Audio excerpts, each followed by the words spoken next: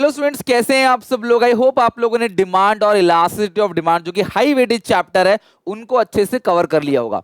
आज मैं आपको जो पढ़ाने जा रहा हूं ना, ये 11th के टॉपिक में भी इसका आधा पार्ट नहीं था, यानी कि बिल्कुल नया टॉपिक है। आज मैं क्लास आपको रिटर्न टू स्केल भी कराऊंगा और रिटर्न्स टू अ फैक्टर भी कराऊंगा। तो स्टार्ट करते हैं। प्रोडक्शन फंक्शन, माइक्रो इकोनॉमिक्स बिल्कुल मिड स्टेज पे आ गया है। कोशिश करेंगे नेक्स्ट 2 डेज के अंदर पूरी माइक्रो अच्छे से खत्म कर दे।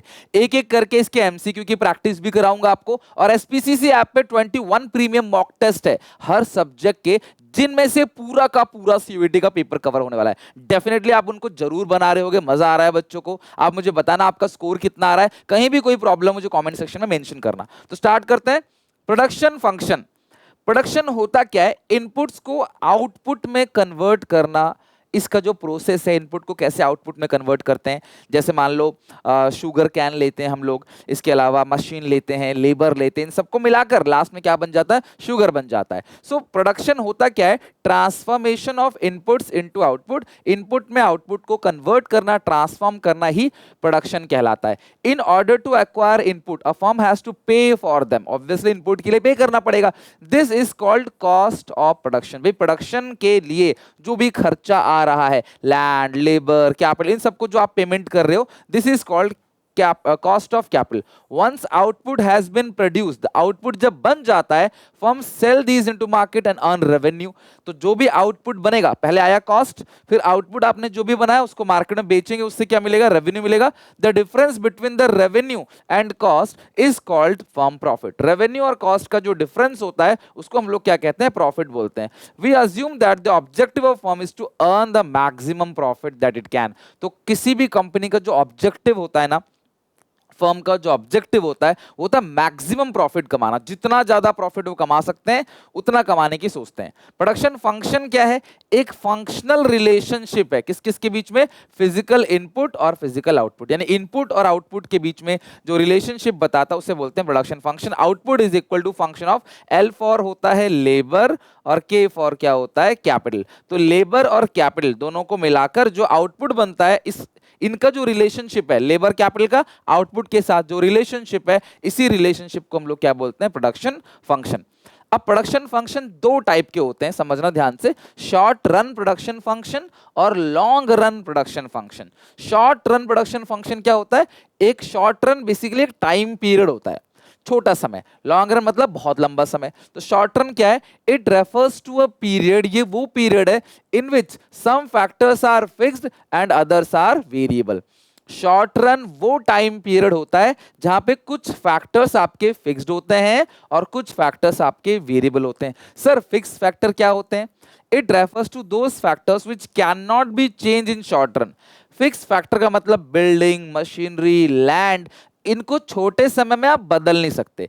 फिक्स का मतलब ही क्या है? जो शॉर्ट रन में फिक्स है। अगर आप छोटे समय के लिए, स्मॉल रन के लिए आप बिजनेस कर रहे हो तो फिक्स फैक्टर को आप चेंज नहीं कर सकते। लैंड, बिल्डिंग, मशीनरी को आप चेंज नहीं कर सकते, उनको बोलते हैं फिक्स फैक्टर, जैसे land, building, plant, machinery etcetera. जबकि वेरिएबल फैक्टर्स कौन कौन से होते हैं? वेरिएबल यानी चेंजेबल, ये वो फैक्टर्स हैं जिनको बदल दिया जाता है, चेंज कर दिया जाता है शॉर्ट रन में। मतलब आपके पास छोटे समय का भी बिजनेस कर रहे हो ना, तो वेरिएबल फैक्टर को आप क्या कर सकते हो? चेंज कर सकते हो। लाइक लेबर, एक की जगह 2 लेबर, 3 लेबर, 4 लेबर लगा सकते हो। रॉ मटेरियल को आप बढ़ा सकते हो। तो जो रॉ मटेरियल है और जो लेबर है, बेसिकली ये आपके वेरिएबल फैक्टर्स हैं, जबकि लैंड, बिल्डिंग, प्लांट और मशीनरी क्या है? आपके फिक्स फैक्टर। अब समझते हैं शॉर्ट रन क्या होता है। शॉर्ट रन प्रोडक्शन फंक्शन वो प्रोडक्शन फंक्शन है जहां पे कुछ फैक्टर क्या होते हैं? फिक्स, जैसे लैंड, मशीनरी, बिल्डिंग, ये सब फिक्स्ड है। जबकि कुछ क्या होते हैं? वेरिएबल, जैसे रॉ मटेरियल क्या होता है? वेरिएबल होता है। लेबर क्या होता है? वेरिएबल होता है। तो शॉर्ट रन प्रोडक्शन फंक्शन वो प्रोडक्शन फंक्शन है जहां पे कुछ फैक्टर होते हैं फिक्स्ड और कुछ फैक्टर क्या होते हैं? वेरिएबल। जबकि लॉन्ग रन प्रोडक्शन फंक्शन वो प्रोडक्शन फंक्शन है जहां पे सारे के सारे फैक्टर्स क्या होते हैं? वेरिएबल। यानी कि जो बिल्डिंग, प्लांट, मशीनरी, ये भी वेरिएबल होते हैं। यार सिंपल सी बात बताऊं, अगर छोटे समय का बिजनेस है, शॉर्ट रन है, तो आप इनको चेंज नहीं कर सकते। इतना पैसा कहाँ आता है कि भाई छोटे समय में ये सब चेंज कर सको, इनको चेंज कर सकते हो। लेकिन अगर लॉन्ग रन का पीरियड है, लंबे समय तक का अगर आप बिजनेस कर रहे हो, तो आप इनको भी चेंज कर सकते हो, फिक्स फैक्टर को, और वेरिएबल फैक्टर इनको भी चेंज कर सकते हो। तो लॉन्ग रन में दोनों फैक्टर्स वेरिएबल होते हैं, शॉर्ट रन में एक फिक्स होता है, एक वेरिएबल होता है। In long run all the factor of production can be varied, यानी कि चेंज किया जा सकता है। A firm in order to produce different level of output in long run may vary both the input simultaneously. इसको भी बढ़ाता है, इसको भी बढ़ाता है। और शॉर्ट रन में दिक्कत क्या है? शॉर्ट रन में ये तो फिक्स है जी, जमीन तो इतनी ही है, लेबर भरे जा रहे हो इसके अंदर, शॉर्ट रन में ये दिक्कत है। लॉन्ग रन में जमीन इतनी है तो जमीन भी बढ़ा रहे हो, साथ साथ में लेबर भी बढ़ा रहे हो, यही है लॉन्ग रन। दोनों को चेंज करते हैं, शॉर्ट रन में थोड़ी चीजें चेंज होती हैं। It is not advisable to define short run long run terms of days, month, year. तो शॉर्ट रन और लॉन्ग रन को कभी भी ना ये इतने टाइम पीरियड से नहीं डिसाइड करते, फिक्स्ड और वेल फैक्टर से डिसाइड करते हैं। तो ये नहीं कि एक साल का है तो शॉर्ट रन एक साल से ज्यादा लॉन्ग रन, ऐसा कुछ नहीं है। We define a period of long run short run simply by looking whether they are input are varied और नॉट। इनपुट चेंज होता है नहीं, अगर सारे इनपुट चेंज होते हैं तो लॉन्ग रन है, सिर्फ फिक्स फैक्टर चेंज होते हैं तो शॉर्ट रन है। तो ये क्वेश्चन एनसीईआरटी से लाइन उठाई गई है, तो आपको एनसीईआरटी में देखने को मिल सकता है। मैं प्रॉपर चीजें जो बना रहा हूं, जो मेरे मॉक्स बने हुए, सब कुछ प्रॉपर एनसीईआरटी से ही है। तो आप बिल्कुल भी क्लास इस बात को इग्नोर मत करना, हर चीज प्रॉपर तरीके से करा रहा हूं आपको, और तुम देख भी रहे हो डेली बेसिस पे। बहुत मेहनत चल रही है और ये वन शॉट में हम पूरा भी खत्म कर देंगे। Terms use in production, production के अंदर क्या क्या टर्म्स यूज होते हैं? सबसे पहला टोटल प्रोडक्ट है, TP, total product. It refers to total quantity of goods produce by a firm during a given period of time and input. तो टीपी का मतलब क्या होता है क्लास? Total product. आपने सारे के सारे लेबर को लगा दिया, सारे के सारे फैक्टर्स को लगा दिया, उससे जो आपको आउटपुट मिला उसको बोलते हैं टीपी, टोटल प्रोडक्ट। और मार्जिनल प्रोडक्ट क्या होता है? एक एडिशनल लेबर को लगाने से, it refers to change in total product. Total product में जो चेंज आया है due to employed an additional unit of variable factor.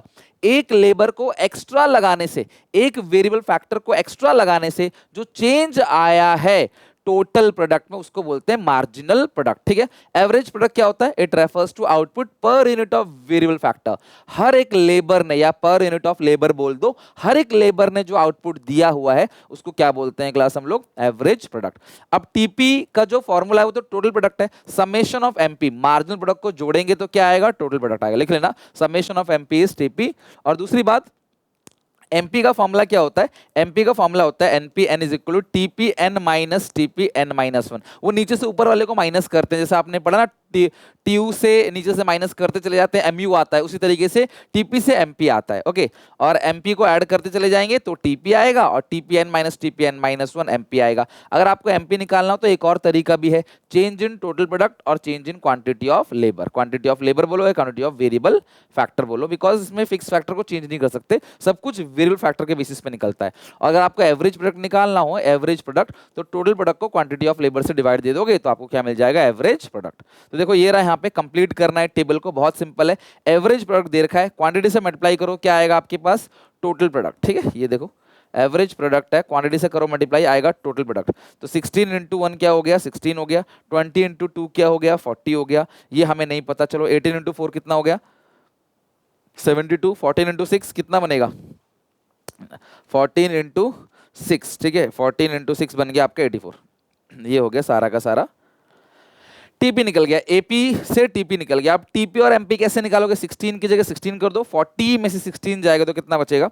40 minus 16 आएगा 24, और 40 प्लस 20 कितना आ गया? 60। 72 में से 16 जाएगा तो कितना बचेगा? 12। 72 प्लस 8 कितना आएगा? 80। 84 में से 80 गया तो ये कितना आएगा? 4। तो आप देख रहे हो, एमपी को जोड़ते चले जाओगे टीपी आएगा, टीपी को माइनस करते चले जाओगे एमपी आएगा। मैं फिर से दिखा देता हूँ कैलकुलेट करके एक बार। जैसे ये 16 है, 16 है, 40 में 16 गया तो कितना है? 24। 60 में से 40 गया 20, 72 में 60 गया 12, 80 में से 72 8, 84 में से 80, ये 4 आ गया। अब एमपी को जोड़ो, टीपी आएगा, ये आ गया 16, 16 प्लस 24 कितना आएगा? एमपी को जोड़ो, 16 plus 24 40, 40 plus 20 60, 60 plus 12 72, 72 plus 8 80, 80 plus 4 84। अब जो एवरेज प्रोडक्ट है वो टीपी को क्वांटिटी से डिवाइड देके आएगा। 16 को 1 से डिवाइड दो 16, 40 को 2 से डिवाइड दो 20, 60 को 3 से डिवाइड दो 20, 72 को 4 से 18, 80 को 5 से डिवाइड दो तो कितना आएगा? 16। ठीक है, तो ये पूरा का पूरा टेबल भी कंप्लीट हो गया और सबका मतलब भी आपको समझ आ गया। अब हम शॉर्ट रन भी पढ़ेंगे और लॉन्ग रन भी। शॉर्ट रन में एक लॉ होता है जो बहुत इंपॉर्टेंट है, जहां से क्वेश्चन पक्का बनेगा ही बनेगा, और उस लॉ का नाम है लॉ ऑफ वेरिएबल प्रपोर्शन या law of returns to a factor. ये लॉ क्या कहता है ध्यान रखना, और ये शॉर्ट रन का लॉ है। ये लॉ कहता है as we increase the amount of variable factor keeping constant the amount of fix factor, जैसे जैसे हम वेरिएबल फैक्टर को बढ़ाते चले जाते हैं फिक्स फैक्टर को कांस्टेंट रखकर, then the marginal product derives from each and additional unit of variable factor increase in the beginning, but after a stage it starts falling, then becomes zero and negative। Question कह रहा है fix factor को तो constant रखना है, वही उसको तो आप इंक्रीज नहीं कर सकते क्योंकि ये लॉ शॉर्ट रन का है। उसको कांस्टेंट रखकर वेरिएबल फैक्टर को जैसे जैसे आप बढ़ाते चले जाते हो, तो जो मार्जिनल प्रोडक्ट है यानी कि एक्स्ट्रा लेबर को लगाने से जो आउटपुट मिल रहा है वो शुरू में तो बढ़ेगा, लेकिन क्योंकि जमीन उतनी है तो एक स्टेज के बाद वो घटना स्टार्ट हो जाएगा, फिर जीरो और माइनस चला जाएगा। तो ये कहते हैं कि as we increase the amount of variable factor keeping constant the fix factor, then जो मार्जिनल प्रोडक्ट है जो each and additional unit of variable factor से मिल रहा है increase in the beginning, but after a stage it starts falling, then become zero और negative. तो एक स्टेज के बाद वो घटना चालू हो जाएगा, जीरो और माइनस हो जाएगा। अजम्पशन क्या है, ये शॉर्ट रन में आता है, कुछ फैक्टर फिक्स्ड होंगे, ऑब्वियसली कुछ फैक्टर वेरिएबल होंगे, और वेरिएबल फैक्टर होमोजीनियस होंगे। जो लेबर है, जो रॉ मटेरियल है, वो एक जैसा होना चाहिए। नहीं कोई लेबर बहुत हाईली क्वालिफाइड है, हाईली स्किल्स हैं उसके पास और किसी के पास नहीं है, ऐसा नहीं होना चाहिए। और टेक्नोलॉजी भी क्या होनी चाहिए, कांस्टेंट होनी चाहिए, तभी ये लॉ काम करेगा कि शुरू में मार्जिनल प्रोडक्ट बढ़ेगा और फिर मार्जिनल प्रोडक्ट धीरे धीरे घटना स्टार्ट हो जाएगा। ओके, ये रहा देखो पूरा स्केड्यूल डायग्राम, सारी चीजें देखो। 1 एकड़ जमीन है मान लो, फिक्स फैक्टर वेल फैक्टर जीरो है, 1 2 3 4 5, तो जो टोटल जो एमपी है वो शुरू में इंक्रीज होगा 10 20, फिर घटना 15 7, फिर 0, फिर -4। अब तुम्हारी मर्जी है, तुम कैसे भी देख लो। ये शुरू में बढ़ रहा है देखो, फिर ये घट रहा है, 0 हो रहा है, माइनस हो रहा है, तुम कैसे भी बढ़ा देना। तुम कोई भी नंबर ले सकते हो, लाइक 5, उसके बाद है 8, फिर क्या 12, फिर हो गया 14, ठीक है, और ये हो गया मान लो 14 मैक्सिमम हो गया, फिर घट गया 12 7 5 0 -2। किसी भी तरीके से एमपी निकाल दो, शुरू में बढ़ाओ और फिर घटा के 0 और माइनस कर दो, खत्म बात। अब एमपी को जोड़ो, टीपी आएगा 10 10 + 20 30 30 + 15 45 45 + 7 52 52 + 0 52 52 - 4 48। अब एवरेज बढ़ के आएगा, टीपी को क्वांटिटी ऑफ लेबर से डिवाइड देना है, फिक्स से नहीं। तो 10 को 1 से 10, 30 को 2 से 15, 55 को 3 से 15, 52 को 4 से 13, 52 को 5 से 10.4, 48 को 6 से 8। तो ये बन गया आपका क्लास पूरा का पूरा। ये हो गया देखो टीपी टोटल प्रोडक्ट, और ये हो गया आपका एमपी, और जैसा एमपी है वैसे ही क्या होगा, एपी होगा। एमपी एपी दोनों भाई भाई हैं, ये बढ़ के घटेगा तो वो भी बढ़ के घटेगा। This is called law of returns two factor और लॉ ऑफ वेरिएबल प्रपोर्शन। अब यहाँ पे एक बात सीखने की है क्लास, कि जब तक टीपी देखो, ये शुरू में जो टीपी इंक्रीज हो रहा है ना यहाँ तक, वो तेजी से इंक्रीज हो रहा है, फिर यहां से धीरे धीरे इंक्रीज हो रहा है, और ये मैक्सिमम पॉइंट पे ना कांस्टेंट हो जाता है। मैंने आपको यूटिलिटी के अंदर ही बताया था, अगर आप देखोगे ना, देखो टीपी कांस्टेंट हो गया, और टीपी तब कांस्टेंट होता है जब एमपी क्या हो जाता है, 0। हमेशा लास्ट वाला लेते हैं।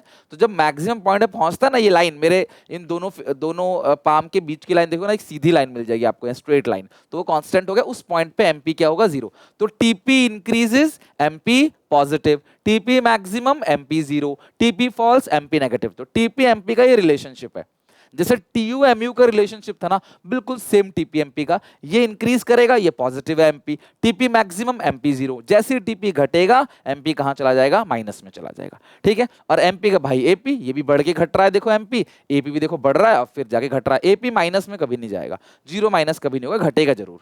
तो ये हो गया पूरा का पूरा स्केड्यूल। अब यहाँ पे एक छोटी सी बात देखना, देखो पहले टीपी तेजी से बढ़ता है यहां तक, ठीक है। तो जहां पे वो तेजी से बढ़ना बंद करके धीरे धीरे बढ़ना स्टार्ट करता है, उसको पॉइंट ऑफ इनफ्लेक्शन बोलते हैं, ठीक है, पॉइंट ऑफ इनफ्लेक्शन। ध्यान रखना, जब टीपी तेजी से बढ़ना बंद करके धीरे धीरे बढ़ना स्टार्ट करता है, उस पॉइंट को पॉइंट ऑफ इन्फ्लेक्शन बोलते हैं। और उस पॉइंट पे जो मार्जिनल प्रोडक्ट है ना वो मैक्सिमम होगा। एमपी इज मैक्सिमम, ध्यान रखना उस पॉइंट ऑफ टाइम पे एमपी मैक्सिमम है। तो पॉइंट ऑफ इन्फ्लेक्शन कैसे समझोगे? जहां पे एमपी मैक्सिमम होता है उस पॉइंट पे जो टीपी देखो पॉइंट ऑफ इन्फ्लेक्शन बनता है टीपी के ऊपर है, पर कॉरस्पॉन्डिंग क्या है? जहां पे एमपी मैक्सिमम है। तो इस पॉइंट को बेसिकली, इस पॉइंट को जो मैं ब्लैक से यहां पे हाईलाइट कर देता हूं, इस पॉइंट को हम लोग क्या कहते हैं? Point of inflection. ओके, समझ आ गया? तो रिलेशनशिप बिटवीन टीपी और MP, TP increases MP positive, TP maximum MP zero, TP falls MP negative. अच्छा, एपी और एमपी का रिलेशनशिप भी देखो कैसे बनेगा। यहां मैं फिर से एक डायग्राम बना के बेहतर तरीके से समझाता हूं। क्वांटिटी ऑफ लेबर है, ये हो गया एपी और एमपी। देखो तो ये जो एपी एमपी है देखो बढ़ रहा है, और फिर ये एमपी ऐसा हो गया है ना, बढ़ रहा है, बढ़ के फिर क्या हो गया? जीरो। एपी भी ऐसा ही है, पहले बढ़ेगा, टच होते ही घट जाएगा। तो देखो टच होते ही घट जाएगा। तो रिलेशनशिप क्या है? ध्यान समझना, जैसे जैसे एमपी बढ़ रहा है एपी भी बढ़ रहा है। As MP rises AP also rise, but बड़ा कौन है शुरू में? MP. As AP falls MP also falls, गिर भी रहे हैं दोनों साथ साथ गिर रहे हैं, बट बड़ा कौन है? Class AP. तो जब दोनों इंक्रीज होते हैं, सवाल ऐसे ही पूछेगा, दोनों इंक्रीज होंगे तो कौन बड़ा है? एमपी। दोनों डिक्रीज होंगे तो कौन बड़ा है? एपी। और एक बात अच्छे से समझना, एपी अपने मैक्सिमम पॉइंट पे जब आता है ना तो वो एमपी को कट करता है। AP cuts MP at its maximum point, AP cuts MP at its maximum point, और उस पॉइंट ऑफ टाइम पे दोनों भाई आपस में बराबर होते हैं एक जगह पे। लेकिन ये जो बीच वाला पोर्शन देखो, यहाँ पे एमपी हाई है, यहाँ पे एपी हाई है। ये जो बीच वाला पोर्शन है ये एक ऐसा पोर्शन है जहां दोनों भाइयों में लड़ाई हो जाती है, क्योंकि एक जो है वो बढ़ रहा होता है और दूसरा जो है घट रहा होता है। आमतौर पे यहाँ देखोगे इस पोर्शन में दोनों बढ़ रहे हैं, एमपी बढ़ा है। इस पोर्शन में दोनों घट रहे हैं, एपी बढ़ा है। और एपी अपने मैक्सिमम पॉइंट पे आके एमपी को कट करता है। और साथ में ये जो बीच वाला पोर्शन है, बीच वाले पोर्शन में क्या हो रहा है? एमपी घट रहा है और एपी बढ़ रहा है। ये बीच वाला पोर्शन जो है, तो जब कभी भी आपको रिलेशनशिप का पूछेगा ना, ऐसा डायग्राम बना लोगे ना, कभी भी गलत नहीं जाएगा आपको। और चैनल को सब्सक्राइब करना, मैं आपको एग्जामिनेशन से पहले भी एक बार सारा डायग्राम रिवीजन करा के भेजूंगा। मैं चाहता हूं आप दूसरों से एज लो, पूरी इंडिया से कंपटीशन हो रहा है, और जितने भी लोग देख रहे हो ना, मैं चाहता हूं कि यार आप लोग तो कम से कम सबसे एक कदम आगे रहो। इस टाइप के क्वेश्चन में बहुत कंफ्यूजन होती है और बच्चे गलती कर बैठते हैं, सारे ऑप्शन सेम लगते हैं आपको, तो यहां पे आप आगे निकल जाओगे बाकी सबसे। अब देखो जरा, there are 3 stages of production. Production के 3 स्टेजेस होते हैं, ध्यान समझना, 3 स्टेजेस होते हैं। पहला स्टेज 1, स्टेज या फेसेस बोल लो, स्टेज ऑफ इंक्रीजिंग रिटर्न। दूसरा स्टेज होता है स्टेज ऑफ डिमिनिशिंग रिटर्न। तीसरा स्टेज होता है stage of negative return. There are 3 stages of production. अगर मैं तुम्हें यहां पे दिखाऊं डायग्राम के अंदर, जहां पे एमपी मैक्सिमम है, पॉइंट ऑफ इन्फ्लेक्शन, ये पूरा का पूरा हो गया स्टेज 1, ठीक है, ये पूरा का पूरा क्या हो गया? स्टेज 1।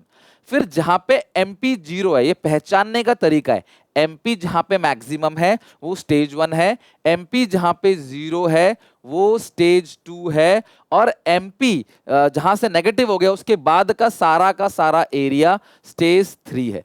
तो स्टेज 1 का यहां पे इसी डायग्राम सारा समझा दूंगा, बहुत सिंपल है। स्टेज 1 को बोलते हैं स्टेज ऑफ इंक्रीजिंग रिटर्न। क्यों? क्योंकि इस स्टेज पे टीपी तेजी से बढ़ रहा है और एमपी भी बढ़ रहा है। एपी को भूल जाओ, TP increases eight an increasing rate. Increasing rate पता क्या होता है? 4, 8, 16, 32, और 32 के बाद हो गया मान लो 55, 55 के बाद 200।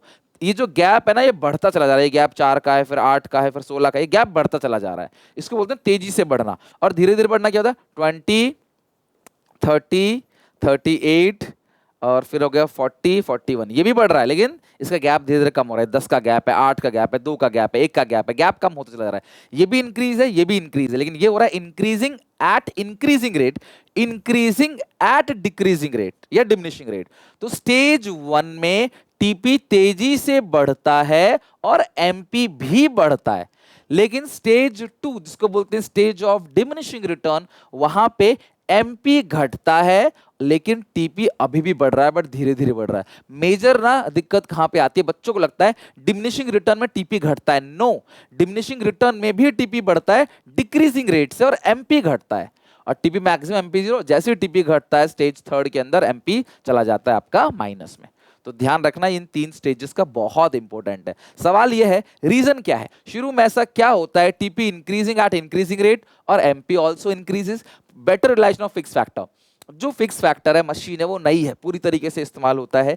जो वेरिएबल फैक्टर है वो भी नए हैं, उनकी एफिशिएंसी बढ़ती है और तालमेल जो है ना दोनों के बीच में अच्छा रहता है। भाई नई मशीन पे काम करता है, नया लेबर है, तो जोश रहता है, तालमेल रहता है, शुरू में प्रोडक्शन तेजी से बढ़ता है। अब जमीन तो उतनी ही है और आप दबादब लेबर भरे जा रहे हो, भरे जा रहे हो, भरे जा रहे हो, बस के अंदर जो पैसेंजर है ठीक है, बस अच्छी चल रही है, फिर और पैसेंजर भरते चले जा रहे हो, बस तो उतनी है ना, तो जो बस की जो परफॉर्मेंस है वो डाउन होगी, इसीलिए डिमिनिशिंग रिटर्न में टीपी फिर धीरे धीरे बढ़ने लग जाता है और एमपी फॉल हो जाता है, बट स्टिल पॉजिटिव है। इसका मेन रीजन क्या है? Fixity of factor.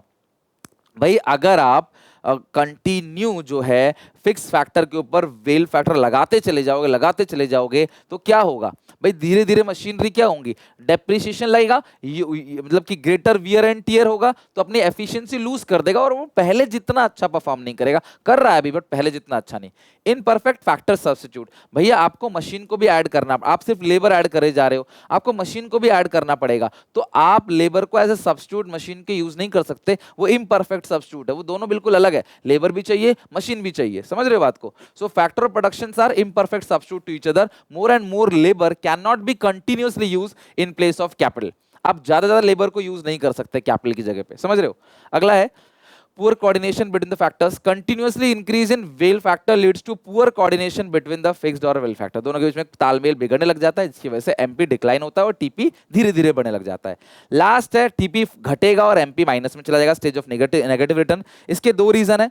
पहला, utilization of excessive utilization of fix factor, fix factor का बहुत ज्यादा यूटिलाइज कर लिया और जो वेरिएबल फैक्टर है ना वो भी थक गया, भाई तू कर ले, तू कर ले, इतने सारे लोग हैं, जिस काम को 4 लोग कर सकते हैं उसको अगर 10 लोग करने जाएंगे ना तो कोई भी उस काम को कर नहीं पाएगा, है ना? स्कूल में नहीं होता कि भाई कोई काम के लिए बुलाया जाता है, 4 लोगों को, पहुंच गए 10 लोग, मस्ती करते हैं और कोई भी काम नहीं करता, ज्यादा लोग होंगे तो भी बेकार है। तो ये दोनों रीजन है क्या? स्टेज ऑफ नेगेटिव रिटर्न के।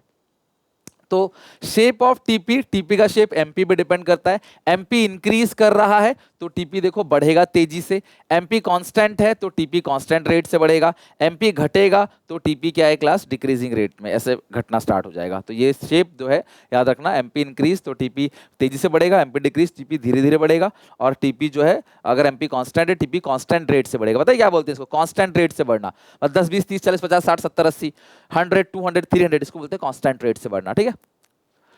अब है लॉन्ग रन। जैसे आपने शॉर्ट रन के अंदर पढ़ा रिटर्न्स टू अ फैक्टर, उसी तरीके से लॉन्ग रन में भी एक लॉ है, रिटर्न टू अ स्केल। सबसे पहली चीज वो शॉर्ट रन का था और ये किसका है? लॉन्ग रन का है। So the variable proportions arises because factor proportion change as long as factor is held constant. एक फैक्टर कांस्टेंट है and other is increase. What if both factors can change? अगर दोनों फैक्टर्स चेंज हो सकते हैं तो क्या होगा? Remember this can be happen only in long run. दोनों फैक्टर कहां पे चेंज होंगे? लॉन्ग रन के अंदर चेंज होंगे। और one special case in the long run occurs when both factor increase by same proportion और factors are scaled up। अब मेरी बात ध्यान से अच्छे समझना, मैं तुम्हें एक बात बताता हूं। अब यहां पे आपके पास फिक्स फैक्टर भी है और वेल फैक्टर भी है। दोनों को अगर आप बढ़ाते हो 20% से और आपका जो आउटपुट है वो भी बढ़ जाता है 20% से, तो इस सिचुएशन के अंदर जैसे जैसे आपने फिक्स्ड और वेल फैक्टर को बढ़ाया आपका आउटपुट भी सेम प्रोपोर्शन में बढ़ा है, तो इस चीज को हम लोग क्या बोलते हैं? Constant return to scale. ध्यान से सुनना बेटा, यहां से क्वेश्चन आएगा। अगर जिस प्रपोर्शन में आपने दोनों फैक्टर को बढ़ाया उसी प्रपोर्शन में आपका आउटपुट भी बढ़ा तो इसको क्या बोलते हैं? Constant returns to scale. लेकिन अगर आपका फिक्स फैक्टर और वेल फैक्टर बढ़ा 20% से, ठीक है, लेकिन जो आपका आउटपुट है वो बढ़ गया 30% से, तो इस चीज को बोलते हैं इंक्रीजिंग रिटर्न्स टू स्केल। क्या बोलते हैं? Increasing return to scale. अच्छा, ऐसा भी तो हो सकता है ना कि फिक्स फैक्टर और वेरिएबल फैक्टर दोनों जो है इंक्रीज हो रहा है 20% से, लेकिन आउटपुट इंक्रीज हो रहा है ओनली 15% से। इसको यानी कि जो आउटपुट मिल रहा है वो कम मिल रहा है, यहाँ आउटपुट ज्यादा मिल रहा है, इंक्रीजिंग रिटर्न टू स्केल बराबर मिल रहा है कांस्टेंट रिटर्न टू स्केल, यहाँ पे कम मिल रहा है decreasing return to scale, decreasing returns to scale. तो बस आप यहां ये ध्यान रखना कि दोनों ही फैक्टर्स को आप इंक्रीज कर रहे हो, फिक्स फैक्टर और वेरिएबल फैक्टर। लिख लो इसको या इसका स्क्रीनशॉट ले लो। अब यही चीज यहां पे पढ़ लेते हैं एनसीईआरटी की लाइन से। When proportional increase in all input, तो जहां पे ऑल इनपुट होगा समझ जाना वो लॉन्ग रन में रिटर्न टू स्केल है, result in increase in output at the same proportion, क्योंकि एनसीईआरटी की लाइन यही है तो यही लाइन उठ के आएगी आपके पेपर में। The production function is set to be display constant return to scale, CRS, when the proportional increase in all input result increase in output larger proportion, तेजी से बढ़ रहा है तो उसको क्या बोलते हैं, increasing return to scale, IRS. और decreasing return to scale hold when proportional increase in all input result increase in output by a smaller proportion, output धीरे बढ़ रहा है तो उसको क्या बोलते हैं, डिक्रीजिंग रिटर्न टू स्केल। ये एनसीईआरटी का है। Can say that the production function exhibit the constant return to scale if we have, ये क्लास दोनों देखो सेम है, ये जो x1 x2 आपको दे रखा है ना, f x1 x2, ये हो गया आपका, देखो द न्यू आउटपुट, ये न्यू आउटपुट है ना, t x1 ये न्यू आउटपुट है, ये न्यू है, न्यू आउटपुट है, exactly T times the previous output level, previous output level ये है, ये न्यू आउटपुट है। तो भैया अगर दोनों बराबर है तो ये होगा constant return to scale. Similarly अगर आपका न्यू आउटपुट ज्यादा है, तेजी से बढ़ रहा है क्लास, आपका पहले से ज्यादा बढ़ रहा है तो इंक्रीजिंग रिटर्न टू स्केल है, और अगर कम है तो उसको बोलते हैं डिक्रीजिंग रिटर्न टू स्केल। तो ये न्यू आउटपुट है, ये है न्यू, और ये हो क्लास आपका ओल्ड। तो न्यू वाला तेजी से बढ़ रहा है पहले से तो इंक्रीजिंग रिटर्न टू स्केल, धीरे बढ़ रहा है तो डिमिनिशिंग रिटर्न टू स्केल, बराबर बराबर इंक्रीज हो रहा है तो कांस्टेंट रिटर्न टू स्केल। अब रिटर्न टू स्केल में आप लेबर भी बढ़ा रहे हो, साथ साथ में लैंड बढ़ा रहे हो, मशीन, सब कुछ बढ़ा सकते हो, आपके पास बहुत पैसा और बहुत समय है। तो अगर जिस प्रोपोर्शन से आप इनपुट बढ़ा रहे हो उससे ज्यादा आउटपुट बढ़ गया तो इंक्रीजिंग रिटर्न टू स्केल, बराबर बराबर इनपुट आउटपुट बढ़ा तो constant return to scale. Input से धीरे बढ़ता है अगर आउटपुट तो डिमिनिशिंग या डिक्रीजिंग रिटर्न टू स्केल। ये हो गया लॉन्ग रन में law of return to scale, जो पहले नहीं था आपके पास, 11th में नहीं पढ़ा होगा आपने, बट ये COET के अंदर है। ओके तो ये वाला हमने खत्म कर लिया। आई होप आपको ये प्रोडक्शन चैप्टर अच्छे समझ आ गया होगा। आप इसकी प्रैक्टिस करना, एसपीसी से आप पे मॉक्स बनाना, मेहनत कर लो, एग्जाम बहुत क्लोज है। मिलते हैं नेक्स्ट वीडियो में, till then take care, bye bye.